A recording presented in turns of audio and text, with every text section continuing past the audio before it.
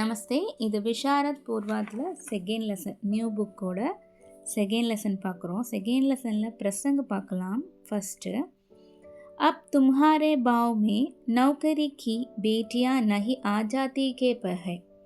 அதாவது இப்போ உங்கள் கால்களில் வேலை பழுங்கிற சங்கிலி கிடையாது, சுதந்திரமான சிறகுகள் இருக்குது அப்படிங்கிறது தான் இந்த வாக்கியம். பிரசங்க பார்க்கலாம். எக் வாக்கிய கங்கா சிங் நாமக் பாட் சே தியா கயா ஹை. இந்த வாக்கியம் கங்கா சிங் அப்படிங்கிற பாடத்துல இருந்து எடுத்திருக்காங்க. எக் ஸ்ரீ சுதர்சன் கி சுந்தர் கஹானி ஹை. இது ஸ்ரீ சுதர்சன் அப்படிங்கிறவங்களோட அழகான கதை. சந்தர்ப்ப பார்க்கலாம். எக் சஹாஜ் மிஷன் ஸ்கூல் கே ஹெட்மாஸ்டர் குலாம் சஹீம் கா கதன் ஹை. சஹாஜ் மிஷன் ஸ்கூல் அப்படின்ற ஸ்கூலில் ஹெட் மாஸ்டர் இருக்கார். அவர் பேர் குலாம் மஹிக். ஸோ இவரோட கதன் அப்படின்னா வாக்கியம். வே சப்ராசி, சப்ராசி அப்படின்னா பியூன். சப்ராசி கங்கா சிங் சே எக் கஹதே ஹை. பியூன் கங்கா சிங் கிட்ட இந்த மாதிரி சொல்கிறாரு. சஹாஜ் மிஷன் கங்கா சிங் கி அர்ஜி மான்கர் உஸ்ஸே ரிட்டையர் கர்த்தா ஹை. அர்ஜி அப்படின்னா விண்ணப்பம். ரிட்டையர்மெண்ட்டு அப்ளிகேஷன்ஸை கொடுத்துட்டு இந்த மாதிரி சொல்கிறார், ரிட்டையர் ஆயிடுறாரு. உஸ்ஸே கர் மஹினே 5 रुपये கா பென்ஷன் தேனா மஞ்சூர் கர்த்தா ஹை. அவருக்கு மாதம் 15 ரூபாய் ஓய்வூதியம் கிடைக்குது, பென்ஷன். ஓகேவா? அதுக்கு அவர் ஒப்புக்கொள்கிறார், அதுக்கு ஓகே சொல்லிடுறாரு. ஹெட்மாஸ்டர் சப்ராசி கங்கா சிங் கோ एक समाचार देते हैं. ஹெட்மாஸ்டர் பியூன் கங்கா சிங் கிட்ட இந்த மாதிரி விஷயம் சொல்கிறாரு. இஸ் சந்தர்ப்பமே வே எக் வாக்கிய கஹதே ஹை. இந்த சூழ்நிலையில் இந்த வாக்கியம் சொல்கிறதா அமைஞ்சிருக்கு. வியாக்கியா பார்க்கலாம். கோயி பி கர்மச்சாரி அப்னி இச்சா கே அனுசார் சல் நஹி சக்தா. கர்மச்சாரி அப்படின்னா பணியாளர், எம்ப்ளாயி. ஒரு எம்ப்ளாயி அவரோட விருப்பப்படி நடக்க முடியாது. வக் Apne com K Pare May he சோச்சா கர்த்தா ஹை.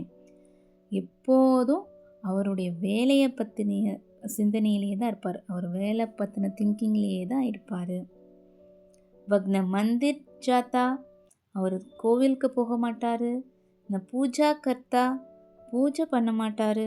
ந மேலே மே ஜாத்தானா மஜா லட்டா, அதாவது திருவிழாக்களுக்கோ இல்லை ஃபேமிலி ஃபங்க்ஷனுக்கோ எதுக்குமே போக மாட்டாங்க.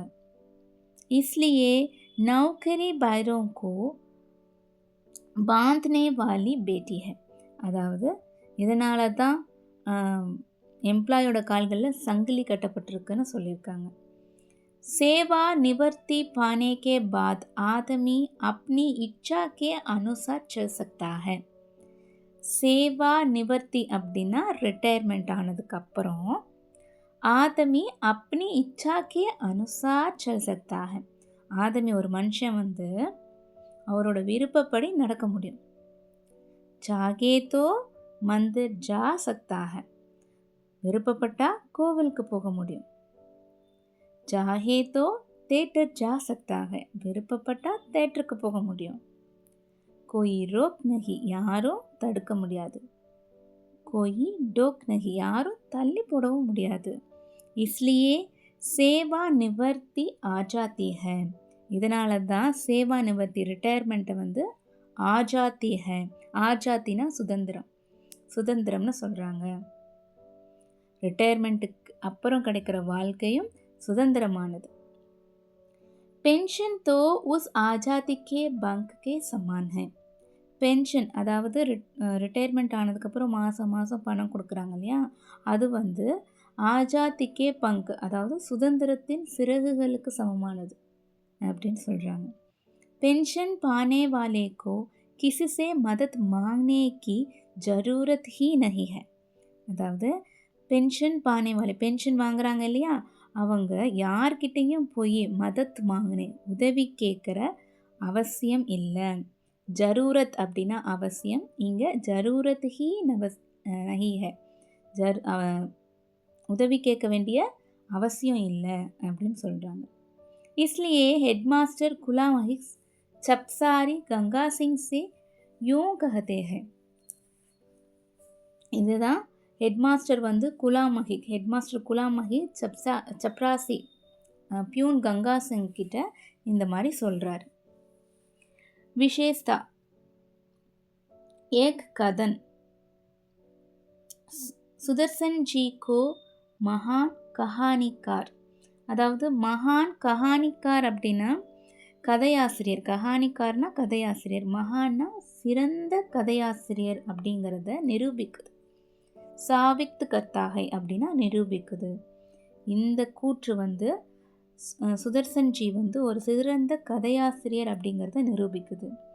ஏசே ஹி கதன் கிசி பி கஹானி கோ ரோச்சக் பனாத்தே ஹை. ஓகேவா?